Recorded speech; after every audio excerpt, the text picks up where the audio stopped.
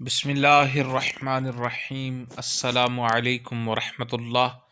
تمام معزز سامعین و ناظرین کو انفارمیشن پوائنٹ کے پلیٹ فارم پر خوش آمدید۔ سامعین و ناظرین، ہماری آج کی ویڈیو کے اندر ہم جانیں گے کہ شوہر اپنی بیوی کی میت کو قبر میں اتار سکتا ہے۔ سامعین و ناظرین، حضرت علامہ مفتی امجد علی اعظمی علیہ الرحمہ اپنی شہرہ آفاق کتاب بہار شریعت میں لکھتے ہیں کہ عوام میں جو یہ مشہور ہے کہ شوہر عورت کے جنازے کو نہ کندھا دے سکتا ہے، نہ قبر میں اتار سکتا ہے، نہ منہ دیکھ سکتا ہے، یہ محض غلط ہے۔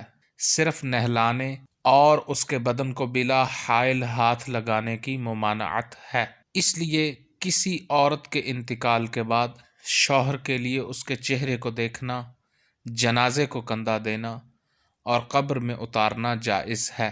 شریعت مطہرہ نے شوہر کے لیے ان امور کی ممانعت نہیں کی، البتہ قبر میں اتارنے اور کندھا وغیرہ دینے کے لیے میت کا والد، بھائی، بیٹے یا دیگر محارم شوہر پر مقدم ہیں۔ سامعین و ناظرین، بہار شریعت کی عبارت ہے۔ حضرت علامہ مفتی امجد علی اعظمی علیہ الرحمہ لکھتے ہیں، عوام میں جو یہ مشہور ہے کہ شوہر عورت کے جنازے کو نہ کندھا دے سکتا ہے، نہ قبر میں اتار سکتا ہے، نہ منہ دیکھ سکتا ہے، یہ محض غلط ہے۔